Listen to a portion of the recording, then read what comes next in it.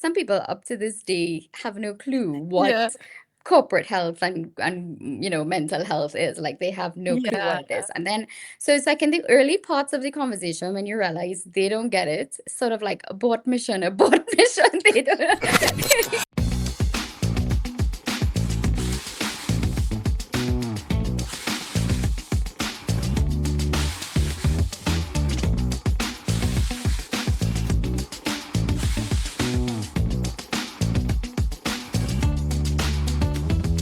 Hi guys, welcome back to another episode of AppTalk. This is your host Hadia, and today's episode is all about corporate mental wellness. Today's guests are Dr. Farah and Paul. Dr. Farah is the founder of Noor Corporate. We have Paul, who is the business and strategy advisor. Along with them, we're also joined by one of the very special guests. His name is Zain Muhammad. He's the director of sales here at AppVerticals, and I cannot wait for you guys to understand their reasons and whys behind this amazing idea and this amazing work that they're doing. So let's hop onto this podcast and understand their journey. Let's go. Hey guys, welcome to the podcast. How are you doing today? I'm great. Very well. Excited to Thank be you. here. Yeah. Perfect, perfect. So I want to know for the viewers, let's start with the introduction. Zen, why don't you start with it? I want to know everything. Who is Zen Muhammad? And you're the director of sales. So start with that. Yeah. Hi, guys. This is Zain Mohammed, Director of Sales for Coder Labs. And what I'm going to tell you about is not sales for sure. So I basically do sales with all the operations when it comes to sales and a lot of marketing aspects as well. And I think the X factor that I work on is not to get business induction, but work more on the process. I think the right process is going to turn things naturally into sales, and that's what exactly what I do. And I also do a lot of personality traits with people who work with me alongside in order to groom them and give them the hike of being a better salesperson. Again, sales is not something salesy, slimy, but it's very interesting when it comes to paving and knowing the pain of your client. And that's in a nutshell about sales to me. So it's been more than half of a decade that I'm working with this company. I love my job. I enjoy coming to work every day. So yeah, that's about me. Perfect. He, in short, I would like to tell you that he's the money guy. He gets the money. Sales. Oh yeah. Dr. Farah, let's start with you. Go ahead. Yeah, so I'm a medical doctor, all right, from the Caribbean, from Trinidad and Tobago, actually. But I've been in the GCC for about 12 years now. So it's been more than 12 years. So it's been an interesting journey. I feel like I've lived multiple lifetimes in one because I guess the type of spirits I have and my quest for adventure and pushing the limits. And that has brought me here. Has brought me here in Dubai and wanting to really make a change. I think we go into medicine wanting to make a difference, right? But for me, the journey was definitely not linear as all doctors have, there's a progression. You have to do this, and then you get to the top. But for me, it was not, I'm not part of that movement. I've moved differently. So ended up here and my passion in terms of helping people became real when I realized it's more of a systematic problem that exists, and people are shaped by the environment. And because they're shaped by the environment, I feel my place is to help people create those environments that would help them support themselves. And when it comes to business, to help support the business better, because it's really all about the environment. Yes, we want people to change themselves, but we are not in control of that. Like, I'm not in control of what somebody else does. But what I can do as a leader is help shape your environment. And that should encourage growth. And that's basically why I've branched out more into that space of corporate health, because for me, it's all about the environment. Yeah, I love that. I love that. Paul, why don't you start? Well, first of all, I want to say it's been a great introduction from Zane and Dr. Farah. So I will try as much as possible to do what they've done. So, uh, exactly, they set the bar high. Raise the bar. So, yeah. So, my name is Paul. So my background actually started in nursing, where I had my nursing degree a while back. And while I was practicing at the time, similar to Dr. Farah in a way, I just realized that, hey, listen, I think I want to do more outside the bedside nursing. And at the time, I realized that lots of nurses and, even the healthcare professionals in general were not more inclined towards the business side of things. We had people coming from outside to do businesses for us inside. But again, the processes were not well understood from that perspective. And I said, why don't we have an internal person also, begin to, toe the line of business. So I moved towards business, started business, and from there moved towards technology. And my journey has just been like that. And it's not about just jumping from one place to another, because it seems that way sometimes. But if the trajectory of how I've done my journey is also leading to how the world is also evolving, and sometimes if you don't evolve with the world, you're being left behind. Healthcare has improved, wellness has improved, Exactly. and Yeah. at the end of it, it all ties to technology. And I think that's part of what we're here today. So yeah, that's in a Yeah. nutshell what Paul does. Yeah. Hey, your part was Aw. best. You did the best one.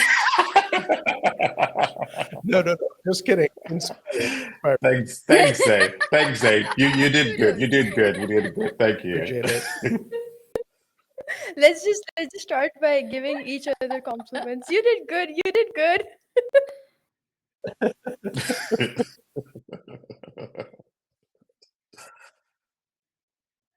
Oh, yeah. She'll be just creating the environment and the culture, Yeah, So, perfect. Okay, so so yeah, how to I move actually forward, want right? to know more about your corporation. So, because people don't really know what that is, let's start by a little bit introducing what your company is and how do you guys work according to it, and what was the market gap that you saw and you were like, you know what, we're gonna fill this up and we're gonna make our own company. Like we're gonna take care of the problems that is there in the market. So, why don't you guys give me a brief introduction of Noor Corporate? Okay, cool. So, for me, it's really about, as I said, I am about always trying to see what is the bigger picture and how do we fix that, right? How do we improve? I've been working with corporate since 2009, right? So quite a long time. And when I moved Yeah. out here yeah, it's a long time. Uh, 2009, and then when I moved out here, 2012, and then I started working with the big um, hotel chains here in Dubai. I was actually based in one of those big hotels, and I was able to see staff coming in and out all the time. But because I was based at the Uh-huh. hotel, I knew what was happening, right? Like, because you know everything, you know who the managers are, you know what event is happening or what stresses people have or what the situation is. And so when I figured that out, it helped me be a better doctor, because it wasn't just about giving you medication and giving you advice, but it was actually something more practical, because I knew what was on the ground, right? I knew what was happening. And then I started to shift advice in terms of that. Um, so what I realized was that companies didn't have someone to guide them, right, in terms of health and wellness. So if you are a people manager, you might know that there are problems, but you don't know how to solve the problem. right? Yeah. And especially when it Yeah. comes to health, right? And all the employees all of a sudden have a certain condition or they have whatever, then it means that there's something systematic that's happening, right? So we need Mhm. to now identify what was that? What is the cause? All of a sudden, we're getting so many either particular illness or injuries or whatever it was, right?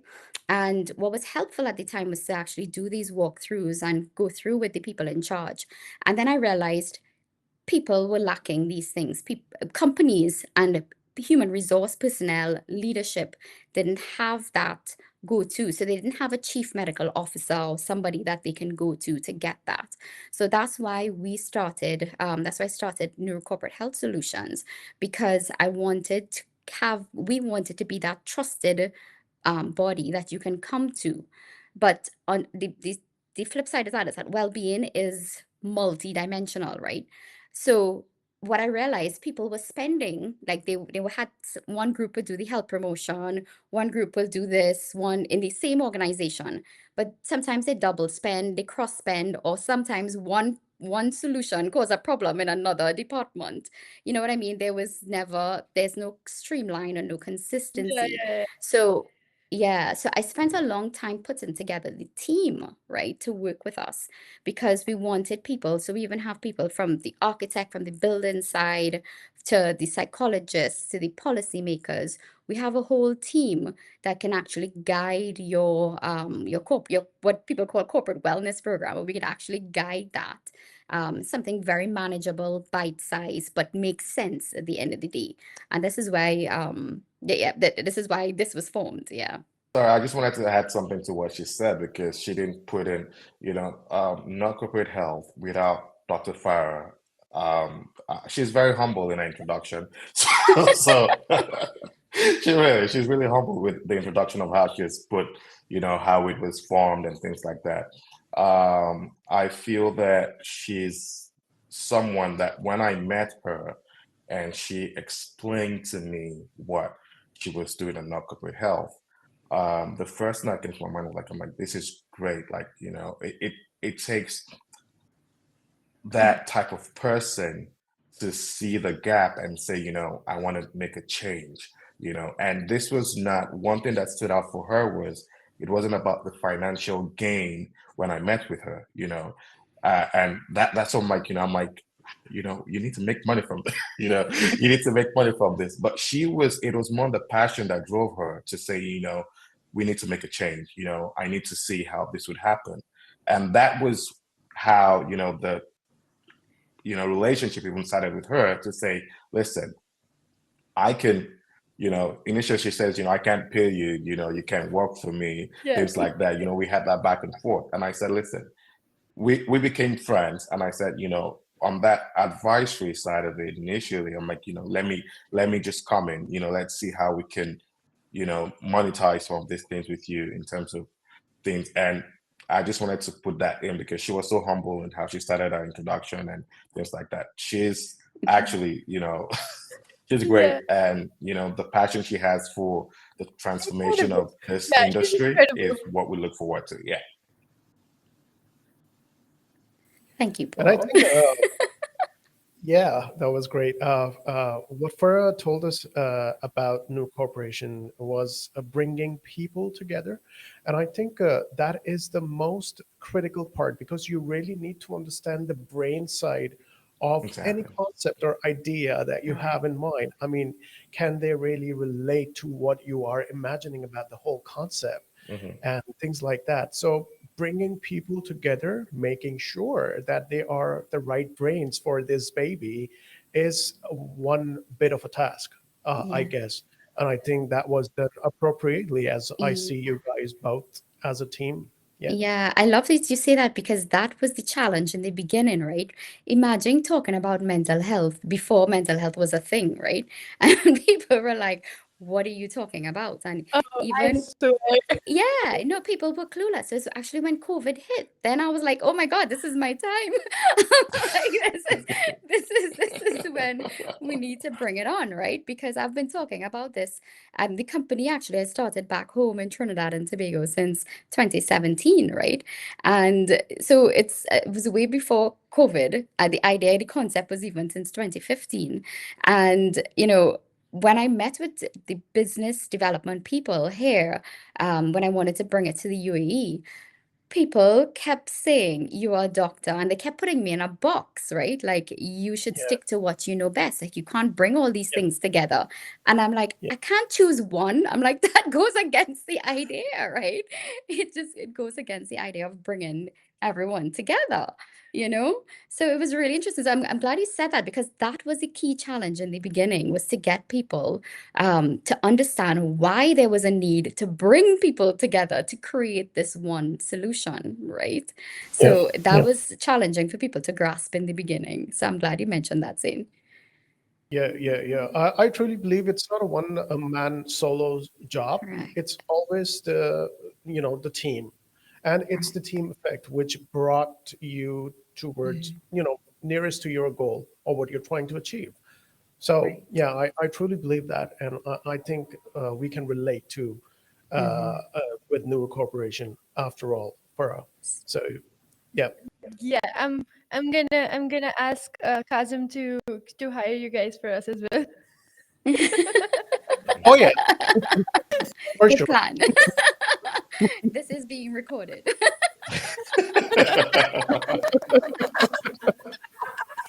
Thank you for reminding. I'm glad.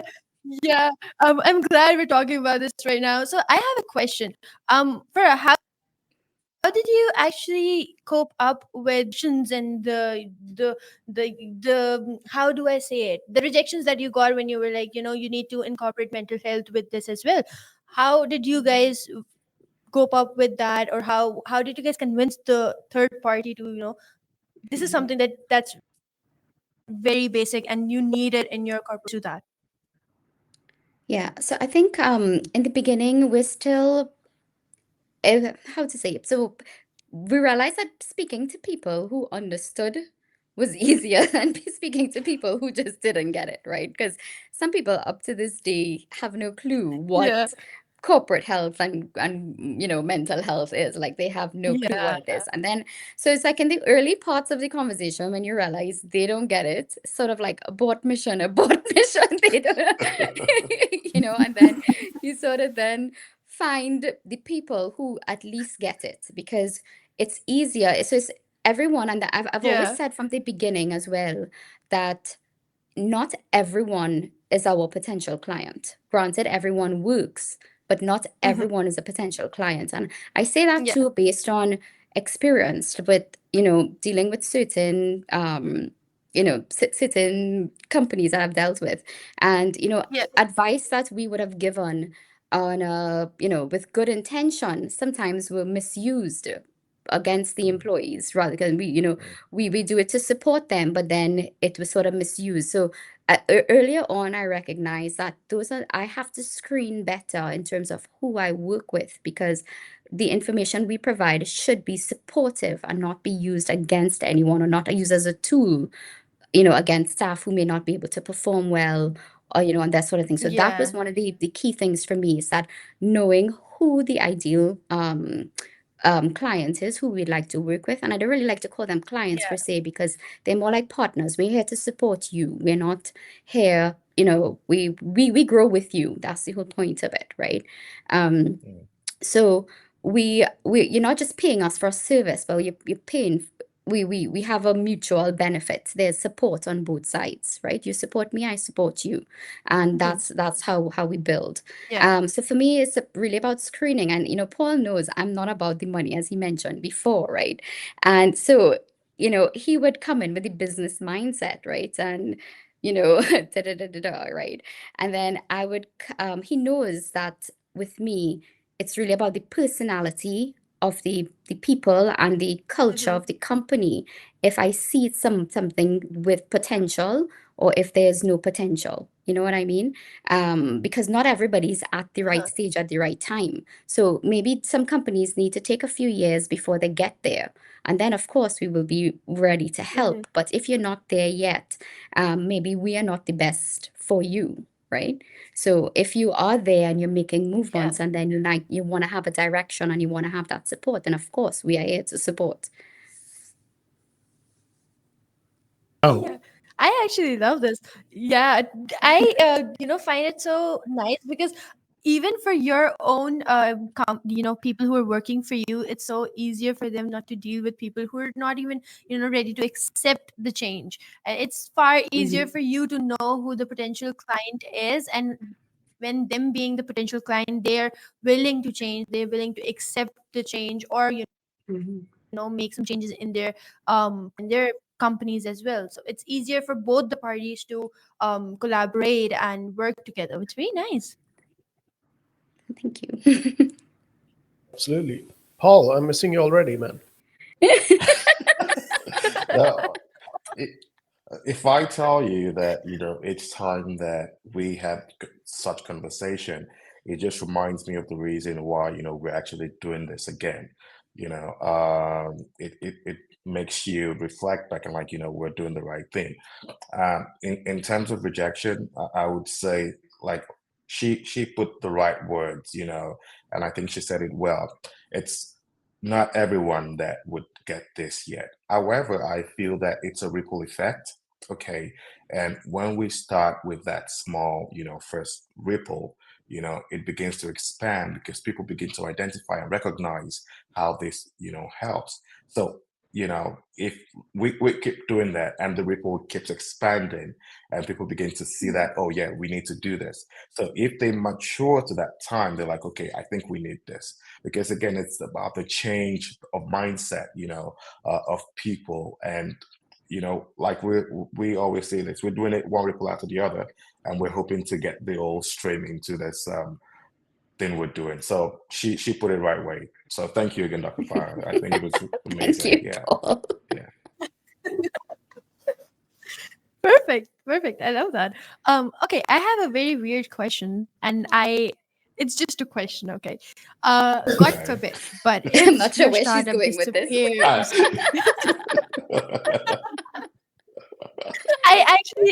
I'm asking this because I really want to know. So, God forbid, if the startup disappears tomorrow, what impact would you be so proud of that you were the ones who made this impact in the industry or in the corporate, company, or what would be that one thing? Paul, you want to go first? You want me to go? Anyone, well, if I would say from my own side, I think mine is first of all is more on why did you actually start something in the first place? I think the mindset of why you started something has Yeah, a long way of the effect of when it ends, or if something happens, that's where you begin to feel. And in the beginning of this podcast, when we started, the mindset Dr. Farah had when she started the podcast, sorry, the corporate no corporate health was not about the monetary side of it. It was more on the impact she wanted to do, yeah, and which was also what I liked about what she was doing. So if tomorrow this ends, it's more on as it ended as a company or as a dream ended as a vision. you know yeah, there are two things to it. So the company might close down, but is the vision still there? Because even without the office, it's what we're passionate about is how we're doing this. So when they say this, I'm yeah, going to use this analogy and hand it over to Dr. Farah. When they use this about people that are immortals or people that live forever, it's not about them actually living as humans. It's them still in your heart and you carrying them yeah, on, that legacy, and that's how I hmm, see now corporate health. yeah. Whether the building is there or it's not there, it's the legacy that people carry on in their heart that makes it, live forever. So yeah, over to Aw, you, Dr. that's really Farah. beautiful. That, that's a poetic side. I'll give the Yeah. practical side. I love So, while I really that resonates a lot, Paul, and it really means a lot.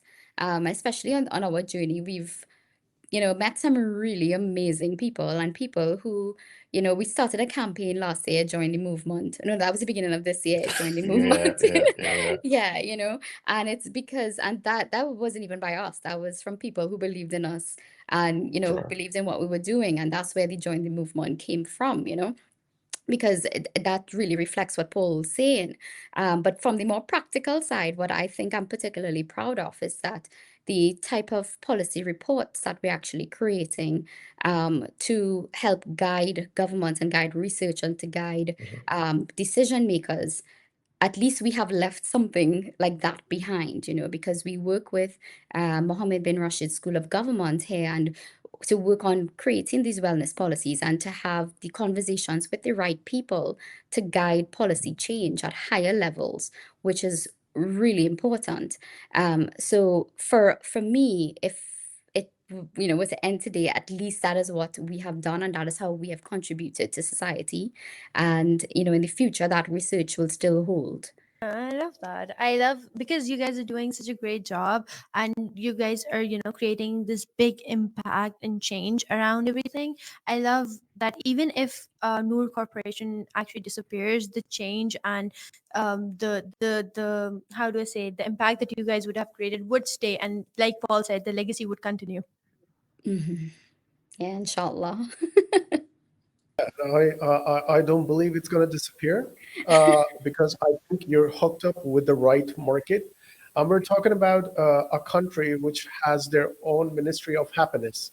Correct. So the government bodies over there and the regulatory bodies are actually emphasizing on these structures. So coming back to the concept that we're discussing over here, I think it's going to be a very good impact altogether. I mean, I've been, experiencing the life in Dubai with the family as well.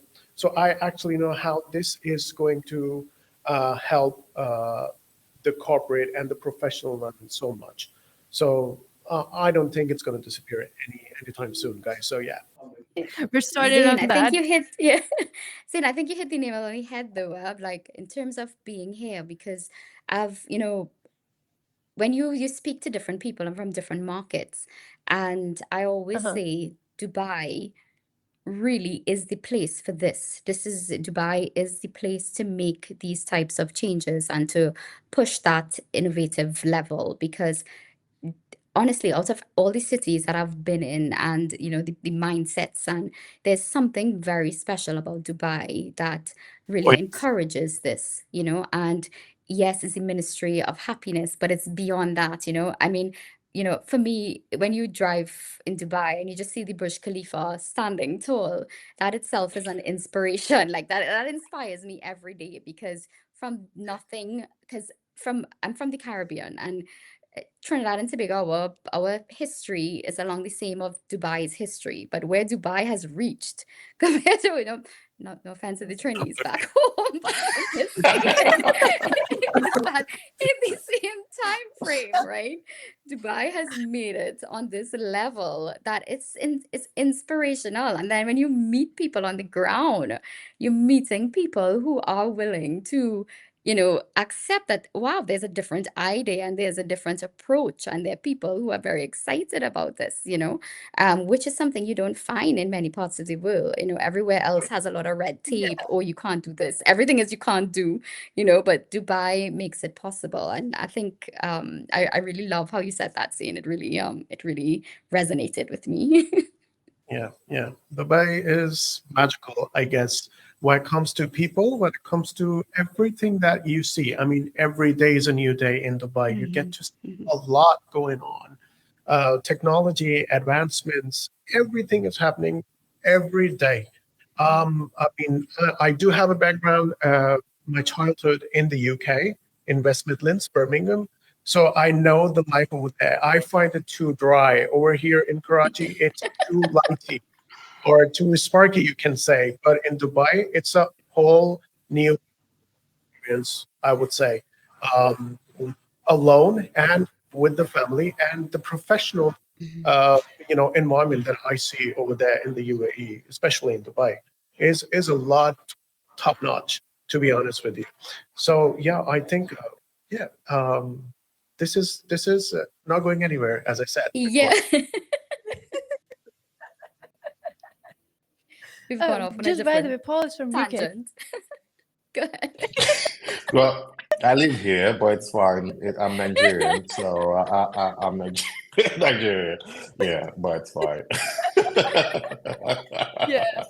So I want to know, for someone who is planning to start or sleeping on an idea right now, what would be the advice you guys would give to as founders and entrepreneurs yourself? What would be that one advice? Me, it would be start speaking to people. Like I know, people say, again with the closed mentality, people think you should not be sharing your idea. Because your idea is so golden and you shouldn't Mhm. share it with anyone and da da da da. But I have done the opposite, and I think it works when you keep sharing your idea. Um, the brilliant thing about people with ideas is that you always have more ideas. The people who don't have ideas and the ones who might take an idea, Yeah. chances are they can't go far with it because they don't have their own ideas to develop it further.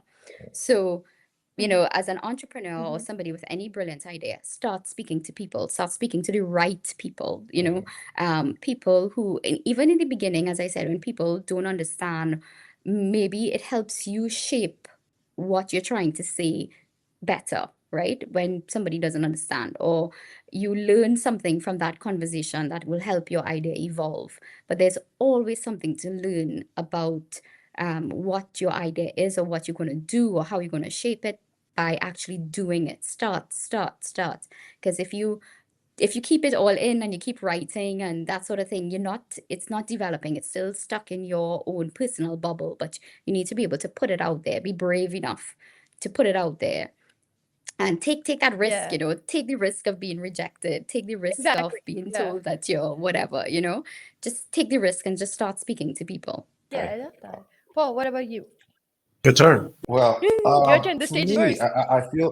I feel I've met lots of people with good ideas, okay? And one of the things that we're still struggling with lots of entrepreneurs and lots of people that they want to do something great with their ideas is those ideas first start where they start in the mind, right? You have those ideas in the mind, it strikes, and you're like, oh wow, this is great, okay? And I believe in talking to people about it. But what happens with ideas most times is, it's easier to talk about an idea because no matter how Yeah. you talk about it, it sounds solid. Okay. Now, Yeah. putting an idea down first makes a difference. Okay, because now you've taken that dream, that idea, and you've put the first step, really, for me, is put it down. Now, because once you put it down and you look at it, you begin to see gaps that you didn't think about when you were saying it. That's when you begin to realize, okay, this is okay, maybe I made a mistake here. Maybe this wouldn't work here, of course. Echoing Dr. Farah, talking to people, what it does is the right people, again, I wouldn't say just people, the right people, is that the right people would help you to see some things you're not seeing as a person, because sometimes it might sound great to us, but in reality, there might be some things we're not looking at. Okay. Um, once you do that, don't sit too long on it, and this is where, you're setting those milestones to say, okay, let me even try the first step. Let's see how this is going to work. Lots of people, I spoke to someone this morning, and, they were like, they've been wanting to do something for the past 1 year. And I asked them, I said, hey, Oh, what's going on? Oh, they said that, oh, I think it's going to be expensive. I'm like, did you find out how much it's going to cost you? No, not yet. exactly. Yeah. But the thought of, this idea is going to cost me a lot of money, you just want to keep it on the shelf. But you've not even taken the step to go find out how much it's going to cost you, which Mhm. Yeah. could do it. So lots of things like that, old ideas down, and people don't move forward with it. So taking that first step of, Mhm. initiating, okay, I want to do this. Let me go find out. Let me do my feasibility on this. Let me do, it helps. And you don't have to do it all at once. But by the time you take the first step, it's like building a house. I know people don't build houses in Dubai. You just buy houses, but But where we come from, we build our houses, okay? In Nigeria, you Yeah. build houses. So you buy your land first, okay? And Mm-hmm. once you buy your land, you begin to look at, getting the architect to draw what you want to do. The first time you do the foundation and you put some blocks in it, you realize you already have something and you're excited Oh, that you want to get it up. Now you're not abs- looking at the money. Every money you have, you're like, I want to get this done because you've seen what you want to do. If you can't visualize it, it's difficult for you to achieve it. So that's my, nutshell. Yeah, yeah. I 100% agree with what you said. Yeah, it brings me back to the app because actually this idea for the app came about before even the concept of the company, right? Because the idea was to Mhm. create this app. And I think the first time that I showed a friend of mine, so he's into tech, and actually, is the husband of a friend of mine. And so when he went through it, he was Mhm. like, "Oh wow, this has a lot of AI in it." And this was way back before AI was popular, right? And then he was like, "You need to break this down into modules, da da da da da." And then in my mind, I'm like, "But this was the simplest version that I could come up with." I'm like, "What are you telling me that I need to break this down, right?" I'm like, this is as basic as it can get, right? And then like when he told me what I needed to do, da da da da da, I kind of just got scared, and I'm like, you know what? We're gonna just do it old school. We're gonna do everything old school that I wanted to do, and forget this tech thing for now, you know. And I'm like, let me just build it, what we're doing, and then the tech will come later. And here we are. Here we are. Yes, exactly. I'm glad that you decided to, incorporate the application part of it again, and you're actually taking it slow but your application is under development now, and I'm so excited for it to actually go live soon, so I can just tell people to go ahead and use that. I actually have a question for you guys because we have the director of sales here. I want to know that this was the right team. What was the point where you guys are like, yeah, I mean, these are the people we want the application to be built by. Should I be very honest? Yes, please. Yes, please. Looking forward to hear it. So Kazim actually reached out to me.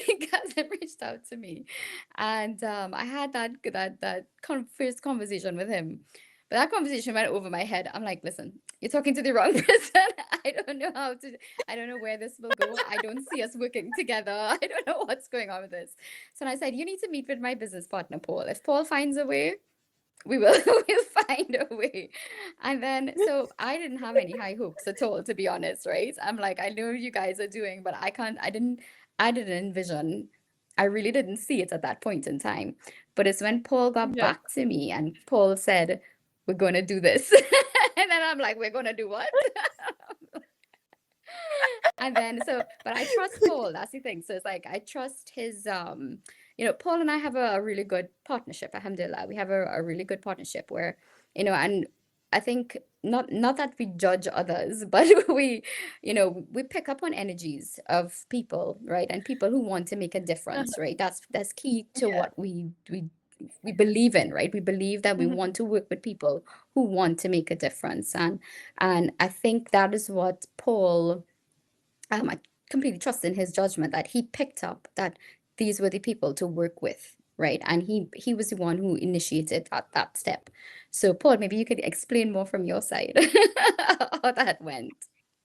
Yeah, Well, I I was gonna think say the same, that Paul, I want your side of the story as well. Exactly.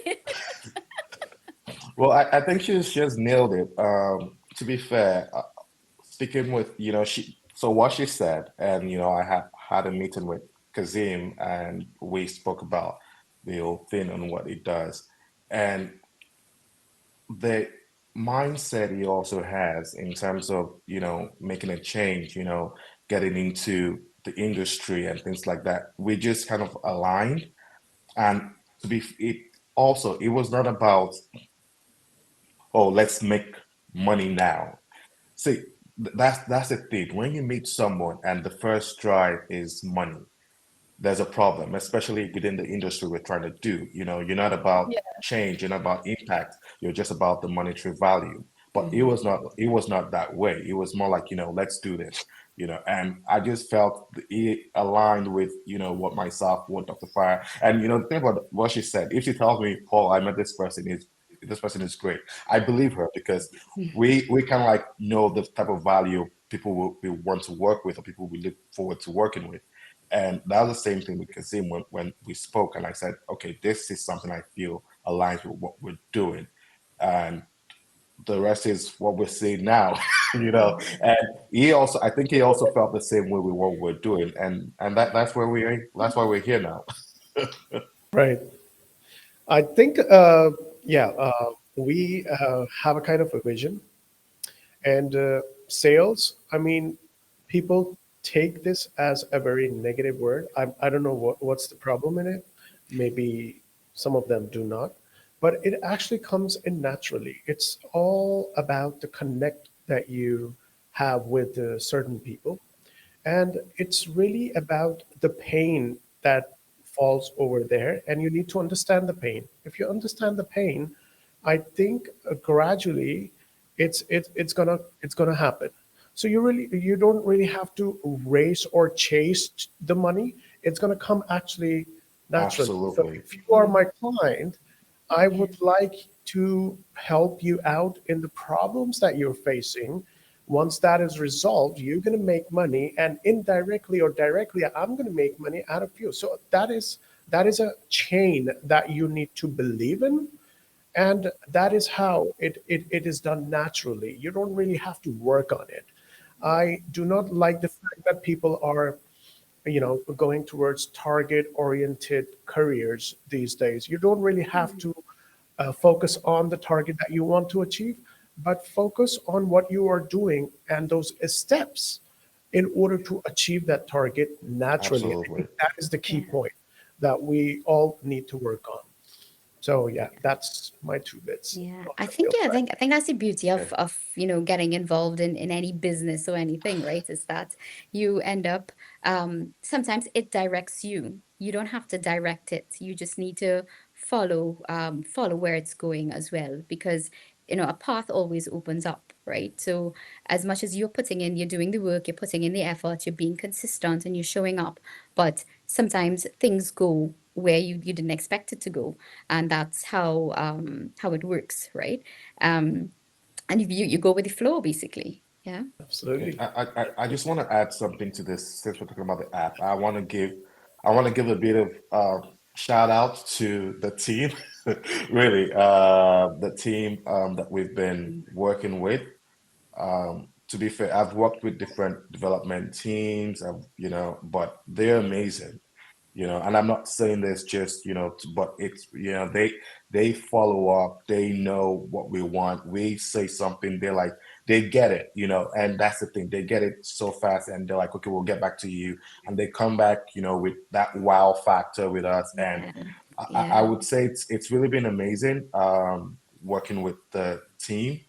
And so kudos to you guys, for that. I'll just say it's been great. Yeah. Gosh, I have to chime in there too. Yes. Yes, because I'm telling you, when you're working in a space and you're accustomed speaking to people who don't get it, right?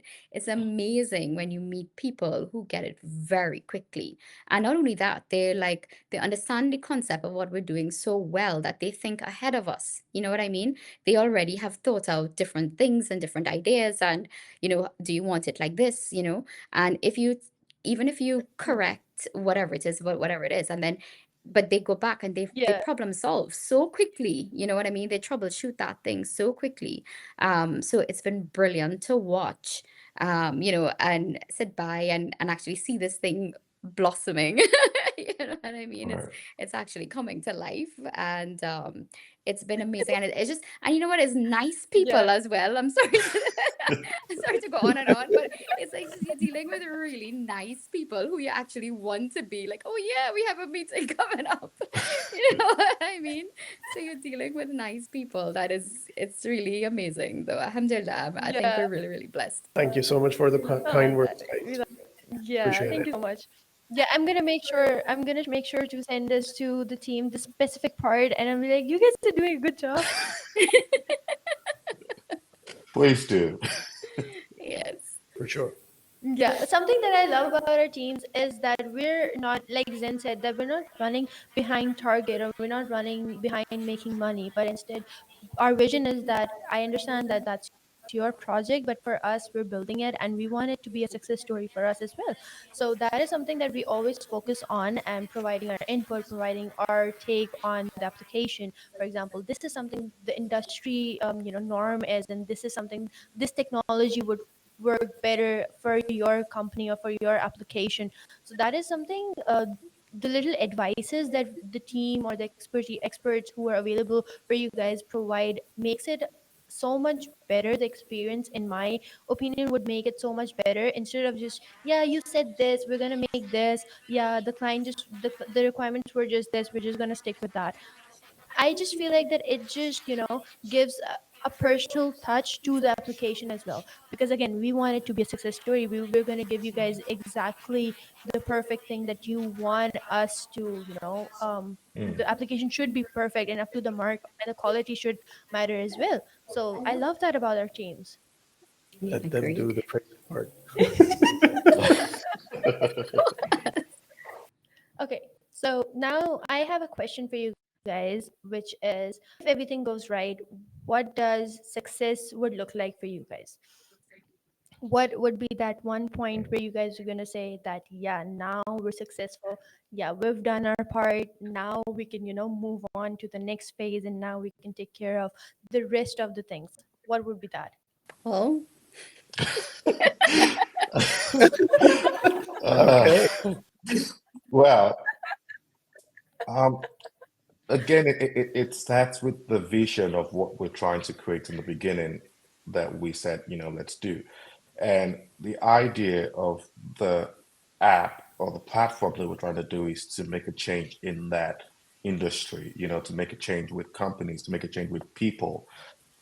The success is first them seeing this as a change maker for them that would give an impact and transform the way it works. If we see that positive impact and people begin to say, I use this platform, I use your app, and it has given us this, it has changed our story. I think really that's a success, because again, at the end of what we're looking for is the impact we want to make. If that Yeah. begins to resonate with people and they begin to see the change, I feel, a success story has begun, and the success story has no limit. It starts from there Uh, and it begins to expand. So, yeah, I think for me, the beauty of yeah. what we're doing, right, is that we are is the beauty and the hardship at the same time, right? Because we are trying to save the company from potential downfall later on. Because yeah. one wrong incident or one bad incident could actually cost millions if you really look at it, right? Or it could cost Hmm. a life, or it could cost, something that we cannot pay for. And through what we're trying to do, we want to prevent that from happening. So it's kind of hard to say, because sometimes, there's some people who have vision, who can see Mm. beyond, and some people who can't, right? But if we could sort of predict that something can go wrong, wouldn't we want to, you know, undo that before it goes wrong? And that's the point of the app, Yeah. right? So even if we have identified certain employees that need help, or we have identified a situation that might be a potential harm, or we have identified something, even if it's just one thing in a company, that we can have that one change, or Change. Hmm. that one benefit. We don't know what the ripple effect, if that wasn't identified early, Hmm. what that could have Yeah, been, right? absolutely. So that is success in itself. Like, if you just have one success story per company, that is we have done our job, right? We've done what we came to do, right? So that would be what I consider to be Yeah. successful. And I think that effect is going to come back to you every time you're going to see one single success story Hmm. out of your platform as an individual, not just a company. It's not about how many enterprises are using this platform. It's Hmm. about how many life-changing experiences this platform Absolutely. is Correct. providing to individuals. And I think you guys are going to get that kick very often. And every time it happens as based on an individual or an organization, it comes back to you with another Yeah. cake to do more. That's what I Yeah. believe. And I think it's a wonderful platform, guys. I mean, I do see people every day. I mean, my domain is sales, so it's always pressure.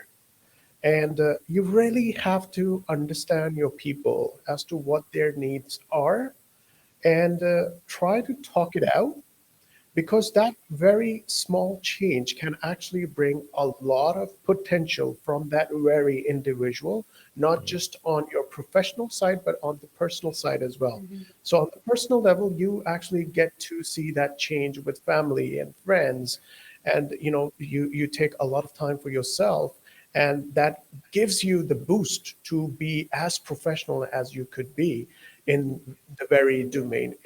It doesn't matter if it's sales or Mhm. production or any clerical work that you're doing, Mm. but it actually comes with it as well. So I think this platform is a great go-to for any individual or the enterprises as well.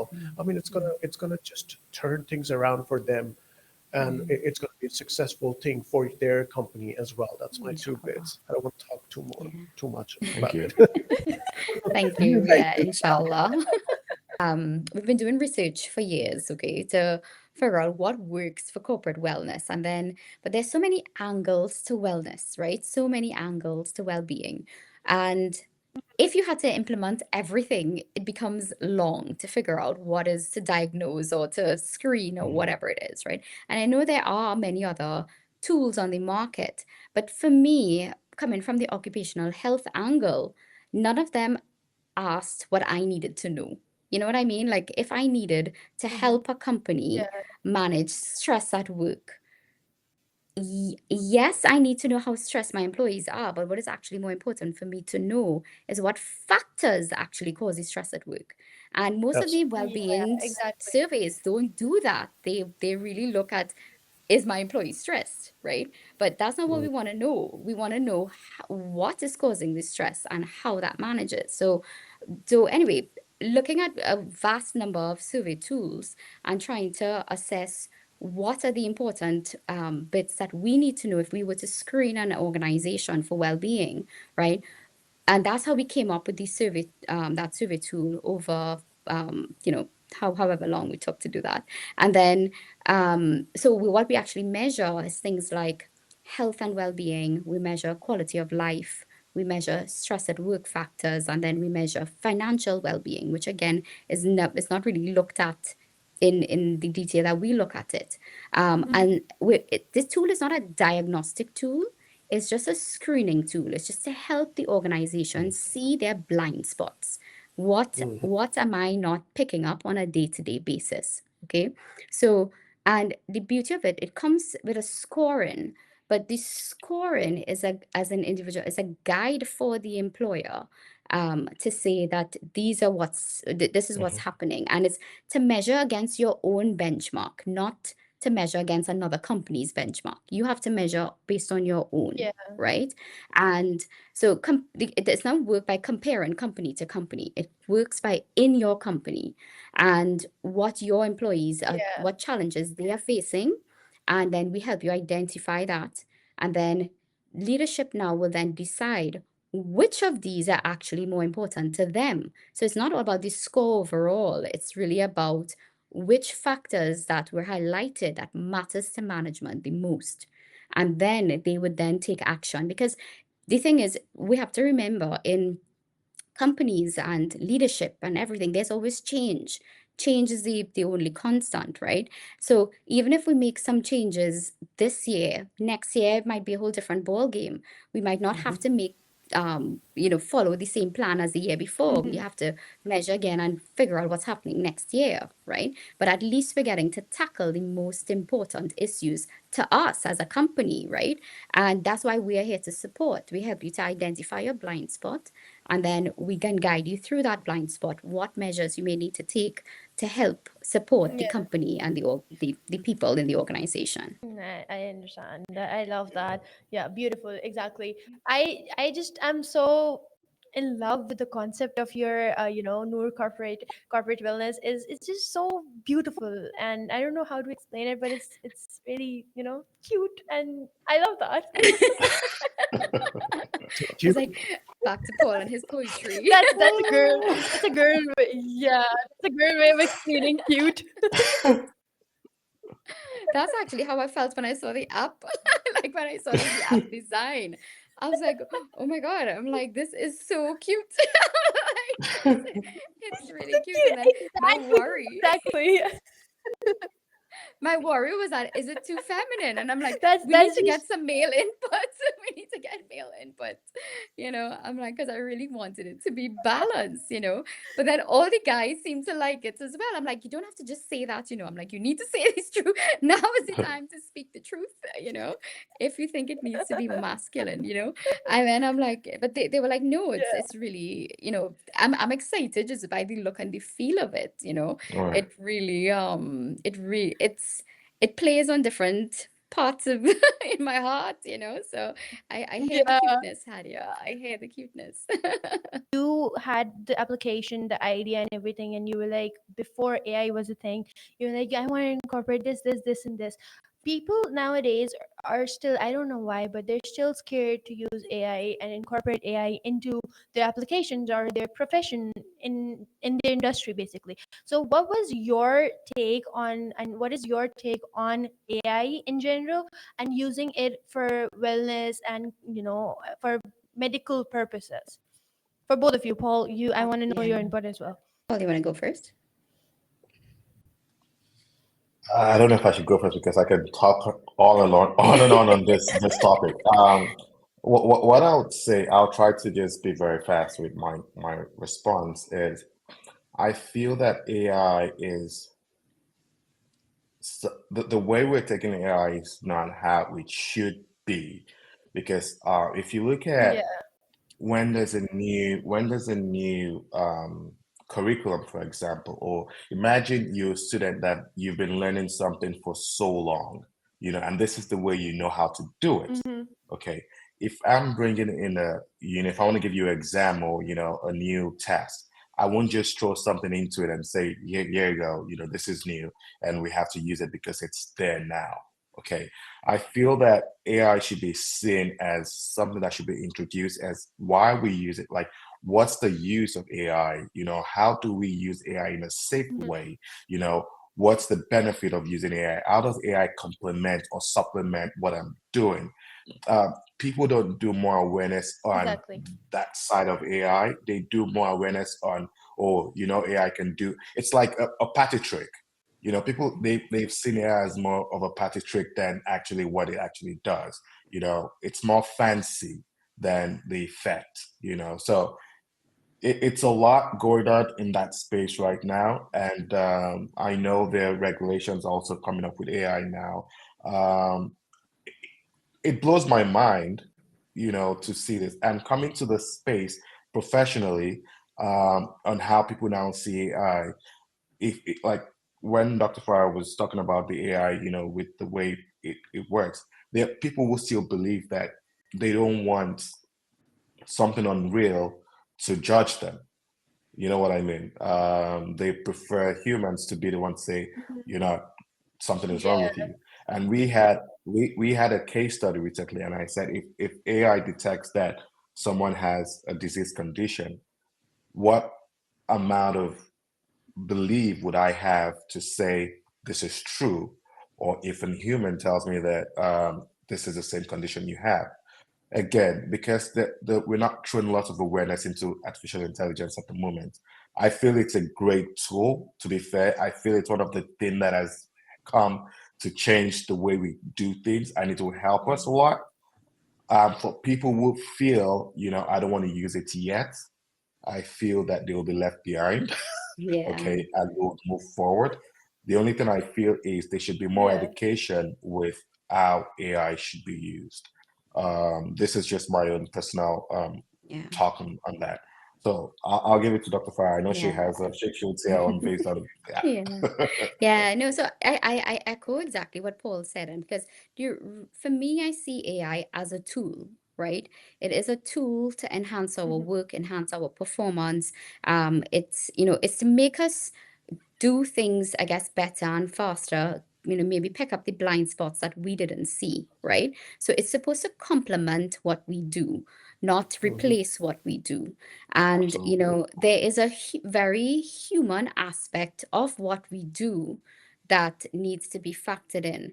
So, and this is why the app itself is important to us, because the app is to help bridge that gap for us as a company, because we are not based in your company all the Mhm. time. We are not there physically to help you or to Hmm. support Hmm. you all the time. And that's where the app comes in. The app comes in to fill that gap, right? So that when we help you with your Yeah. programs or we carry whatever out, there is a link that takes you through to make sure that part of us still with you, right? Hmm. And we haven't left you. And there's a safe space, there's a safe Exactly. space that we can continue to Yeah. build that trust with you to address the problems that you're having in the workplace. And that is where that support comes from. Right. So the AI is more of an enhancer to enhance our relationship, to enhance what we do. And that's how that's how I see it. And again, with all the ethical and the legal and the whatever issues, I mean, technically this is nothing new. We've always had ethical issues with Sure. any evolution, right? Yeah. We've always had these problems as humans when anything new comes about. But it's just how quick are we to respond to the negatives Mhm. or the fallouts of it. And I think that's what makes a difference with us as humans in what of coming in that governance and compliance and that ethical responsibility. That would always be there. And it's just because this particular tool does something more remarkable doesn't mean the Yeah. basis isn't there. The principles are the same, right? So once we stick to the principle, we Yeah. can follow through. Absolutely. You put it everything Absolutely. so Yeah. beautifully. Thank you Oh, for. thank you. Thank you. Yeah, Zane, I want to know from your side as well, because you deal with so many, customers come with clients coming back and forth, and just asking to incorporate AI in their applications. What's your take on that? Yeah, very similar to what Farah said. It's just a supporting system. I mean, everybody needs to understand AI has been generated by who? By the human body. So we have trained them on a specific rhythm to translate the best outcome possible given the prompt or the situation. There are so many other use cases that you can think of, and maybe the AI is not going to give you what you really want coming from a Right. human perspective. Right. So we Exactly. really need to understand that it's a supporting tool, it's a supporting system, and it's not just going to give you everything that you need. It can be wrong. After all, it's a machine that we have built. So I think, and this is my perspective, I think it's a lot of time that the AI thing is actually going to take sweet time to even get there towards the perfection that you can Mhm. foresee from a human body or human mind. That's what I Mm. think, and that's what I put together in a nutshell for every clientele who's trying to come up with something related to AI, because it's a magical word these days. It's a Mhm. terminology. Yep. It's Yeah. that they're using. They're not really understanding how it's built and how it's done. It's all machine learning that's done by Mhm. us humans. Correct. So I think, yeah, my two bits. Yeah, I agree. I see so many people on LinkedIn posting so much about AI and their industry and how it's helping them out. I love when people, learn new things and they move with time, and instead of getting stuck and saying, "No, I'm not gonna even try to learn about AI. I'm not even gonna look at it." Absolutely. Yeah. Okay, guys, tell me, what would be that one unpopular opinion about entrepreneurship that you want everyone to know? Hmm. I came prepared. I made so many fun questions. So, Paul? um, I don't know, Paul. I don't know. I I don't know was if it's waiting for it. unpopular, but I don't know if it's unpopular. But I think for entrepreneurs, what one of the things is that they say it's if you become an entrepreneur, you make millions of money, you make money from it. Uh, uh, Yeah. it's not unpopular, but it's what I would call it, like a myth, of entrepreneurs, that, oh, once I've met people, and like, what do you do? Like, I'm an entrepreneur, and they say with all boldness, but that journey of being an entrepreneur is not what people think it is, you know. It and the other side, people say, if I'm an entrepreneur, I'm flexible. I don't need to work, 8 to 5 anymore. I don't need to do this. But the Yeah. truth is, you work more. Yes, People You don't work realize you work all more the because time. you work all around the yeah, clock. correct. You work more hours as an entrepreneur than as doing 8 to 5. Yeah, yeah, Yeah. exactly. And I think is the prestige is it comes with the prestige, as Paul was saying, because I remember, so my son at some point, he I the marketing team sent a video for me. Okay, so I was reviewing the marketing video and he was standing next to me, and this, I think it was the first time he ever saw my name with founder written at the bottom. And he goes, "Mommy, you're a founder." And he was like so impressed, right? Because founders are like these, all these brilliant people, making millions of dollars. And like, he was so impressed, his mother was a founder, and I'm like, and so, I mean, but the good thing from my side, especially with the kids and family and that sort of thing, is that they are seeing me build something. They've seen the preparation that goes into it. They've seen the hard work. They've seen, something that for me, I feel proud of, to show that I'm leading by example, And, when Mhm, people used to ask them, mhm. what do you want to be when you grow up, I kept telling them, don't answer the question. I'm like, your field has not been developed yet. Your area of expertise doesn't have a name. I'm like, think openly, think broadly. Don't put yourself in a box from that age, because I love technically that. you Yeah. don't know, you don't know what you could be, right?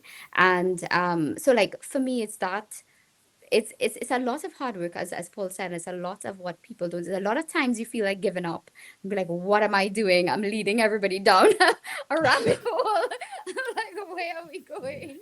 you know but then you have to pull yourself back, right, and realize, yes, yes, Yeah. yes, we got this, so it's about having that support, and to have, as well, the people to believe in you and keep those people close. I Mhm. think, that if it's something that I have to say, is that keep your supporters close, very, very close, because Mhm. in our Yeah. entrepreneurial journey, you need them. You need them more than anything Yeah. else.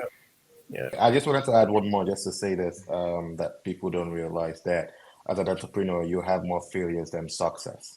I know Correct. that doesn't sound believable, but it's the truth. It's the truth. Yeah. Exactly. Yeah. Yeah. Yeah. Definitely. Yeah. Like you said, Farah, um, how did you guys deal with the imposter syndrome? Like, because for me, whenever I'm starting something new, the first thought is always, oh my God, what if it doesn't work out? Oh my God, I cannot do it. So, how did you guys deal with that? I know that Farah is a doctor, so she could deal with that very easily, but in general, I want to know, how did you guys deal with it? No, it doesn't work like that. Yeah, yeah, it doesn't work like that. It's like, I think I called Paul just recently, and I'm like, Paul, Paul, what are we doing? What am I doing? So, yeah, no, imposter syndrome, I think, hits everybody, and I don't know if that is the right word for it anyway. I don't know, the whole concept of it, but I think it's natural to self-doubt, and I think it's healthy. If we don't self-doubt, we may Mhm. have a problem bigger than we think, right? So I think Mm. it's a very natural Yeah. part of being human. Yeah, and for me, people, I don't know, the world that we live in, people want a lot of immediate results, and people want, Mm, they have a timeline or a frame of a goal for satisfaction or for success, or they want to be happy, and I'm like, what nonsense is this? I'm like, because these are not goals really, you know what I mean? The I think for me, the part of life that I enjoy most, I guess, is that, or how I see life is that all aspects of that negative space belongs in this life, and we have to experience all aspects of it. We have Uh-huh. to experience grief, trauma, pain, sadness. Everything is part of living, right? But Mhm. it's all a phase. Mhm. We go Yeah. through different stages, and it's how we evolve and how we grow with it, right? So we could, and you embrace it when the imposter syndrome comes. You embrace it, you embrace, because it is an emotion that we are allowed to feel. Why, Yeah. why not, and just as happiness is something we want to feel, but when you go through these different layers of being human, the failure, as Paul said, a number of times we fail before we become successful, right? All of that counts, Mm. because is in those moments that we learn about ourselves, we learn how to communicate, we learn how to grow. And it's in these dark times, it's that it's you learn, if you let the light shine in, you will find some silver lining in every situation, So for me, it's when that imposter syndrome hits, is embrace it, understand it. Why am I feeling this? And, how do I Yeah. overcome this? Or what do I need? What support tools do I need? What reminders do I need? What, and have it, just embrace it. It is what it is. It's part of Yeah, being. yeah, yeah. absolutely. I just want to quickly say something. Don't mind. I'm a storyteller, so I'll just quickly say a quick story. And because when you were talking, what came to my mind was one of the stories I heard about two people that got into, let's say, like a forest or somewhere, and they got lost, and this guy was, the guy was going all around for months, years. He couldn't find his way out of the place. Then they found someone else, eventually in the same forest, and they were like, hey, do you know your way out? This guy said, I've been going all around for years, also I've not been able to find my way out. And they said, okay, can we come together and find our way out? And the guy was like, no, you've been lost so many times, why should I go with you? And he says, listen, because you've gone round so many times, I've gone around so many times, you know the route you took that made you lost. I know the route I took that made me lost. If we come together, we don't go that route we've gone. So that way we discover a new road that leads us out. Okay.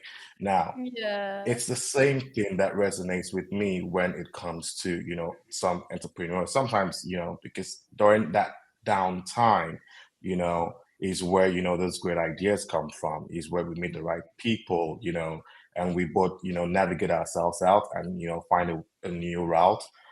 So I just wanted to share that story with you. Don't mind Yeah, my storytelling. I want to add, yeah, no, no, I want to add, Loving because it. that makes so much sense. And I like how you said, that is how you find your path out. And it's because my recent down that I had, I actually reached out to a few people that, I would not have done if I was in a good mood. You know what I mean? Like, I reached out to a few people, and it's and Paul complimented me. He's like, "Wow, you're really taking, you're taking initiative." And I'm like, "Yeah, Paul, I'm taking initiative." But it's really because I had it down. I had it down, and then I'm like, you know what? Yeah. I need to reach out to certain people that I've been meaning to reach out to for a long time, and I didn't. So everything has a good side if we learn how to channel that energy, learn to channel Mhm. that negative energy, and as Paul said, you work together with your team, your that people who know, you know. It's so many aspects, because you want to work with people who share your vision, and you want to work with people who has gotten it wrong as well. That means they were trying something that you were trying to do. But if you're working with Mhm. people who've never tried what you want to do, they are not the best people to help you, because they haven't failed at it as well. You want to work with people who have failed, who have succeeded, but they have done what you are trying to do. You know what I mean? That is where you get the most value. But when you go to people who have no clue, they haven't Yeah. done this before, and they're just supporting, but they haven't done it before, their advice may not be the best advice. That actually brings me to our last question. What would be the one advice? Because you guys are in the industry, you guys took that one step that everyone is scared to do. You guys have your own product, you have your own company. What advice would you give to someone who wants to start right now, but at the same time, they don't know where to begin, where who to look for in a tech partner, what qualities to look for? So, what would be that one advice you both would give to that one person? Okay, since she Yeah. wants me to go first, it's Yeah. fine. All right. Now we know the drill. Yeah. So this is what I would say, and this is what I heard, and through my journey is that having the right partner is like marriage. Okay. If you have the wrong wife, you're done. Oh, the word of wisdom. I hear you. If you have the right partner in whatever you do, you'll succeed. Okay. So I would say no matter how it Mm-hmm. is, finding that right person is key to elevate you to the next place. Because it's difficult when you have the Yeah. wrong person, Mhm. you're done. So my own You're downhill. sentence is find the right partner. Yeah. Yeah. So find the I right think person. for me, the advice that I would give actually is more along the lines of um, understanding your fears and being brave enough to face Mm-hmm. your fears, right? Mm, Because sometimes a lot of our why we're not doing something, it could just be mere lack of confidence, self-belief, mm, so Mm-hmm. it's not, you're not actually not doing it because you're not capable or imposter syndrome. It's just fear, right? You fear what going into the Yeah. unknown might look like, mm, right? So for me, Mm-hmm. be brave enough to confront your fear. The worst you can do is face the fear. What happens worse after that, right? Yeah. You face the fear and then you move on. I've been using a term for this year, you walk through fire. Walk through the damn fire, walk through it, right? Like in any aspect, right? Because when you walk through enough fire, you'd realize you're still living on the other side, right? But being Yeah. afraid to walk through the Exactly. fire, yeah, you'll realize that you're alive and that you're still Yeah. fine. You may have a few ashes and whatever on you, and scars, but you learn from them, right? And you actually be better from it, right? But it's facing that fear because a lot of people avoid fear, they don't want to face what scares them, and that's human as well. That's very human. But if you want to be successful, you have to overcome that and put your trust in where it belongs and face your fear. That's really the advice that I would give. Like you said, change is the only constant. Yes, exactly. What about you, Zen? What would you give? What advice would you give to them? Let me put him in the spotlight again. Yeah. Okay. Um, I would say I'm actually still learning myself. I love talking to different kinds of people. I am loving the fact that I am in this podcast. I am, loving the fact that I am sharing different perspectives from coming from different minds. And I think when you are doubting yourself, it is actually to know more about what's within you and to unleash those powers that you have never imagined you could have done by yourself. So if you're in that space, don't be fearful, don't be scared, just put it out over there and try to talk to the right minded people, considering the situation that you're in. You should know where to go, who to go, and what you should speak about. Maybe you're going to have a very different perspective, and that would might help you to get beyond that particular barrier that you're trying to cross in life or in your professional life, as I said. So yeah, my two bits, Hadia. Thank you so much for putting me on the spot. I love that. What a beautiful way to end this podcast. I am so grateful for all of you for joining this podcast. And, truly, truly, I had fun. It is so, anyone who's listening to this, they would have learned so much from it. You need to walk through the fire, like Farah said, and you need to be the one, just do that idea that you're sitting and do for it, work for it. And I love that. Great. It was a pleasure, Hadia, for having us here, putting us on the spot. Of course, this is like walking through a small fire as well. I promise I'm not gonna make you do that again. Nah, it was really good. Guys, It's really nice. honestly, it was lovely talking to you both, and I would love to speak again. And Yeah. I wish you guys best of luck. The Yeah. thing that you're Thank you so doing much. is Thank you. awesome. I wish Thank you you. the best, and hopefully, at the right market, you're gonna prolong this whole journey of yours, and the dream come true part is gonna be there multiple times, I'm sure. 100%. So much. Thank you so much, Thank you guys. so Thank much, you. guys. Thanks. Yeah. Truly appreciate all the Perfect. support your team and everyone has given us. We're really, really grateful. Appreciate it. Thank you very much, guys. Thank you you. so much. Thank Take you. care.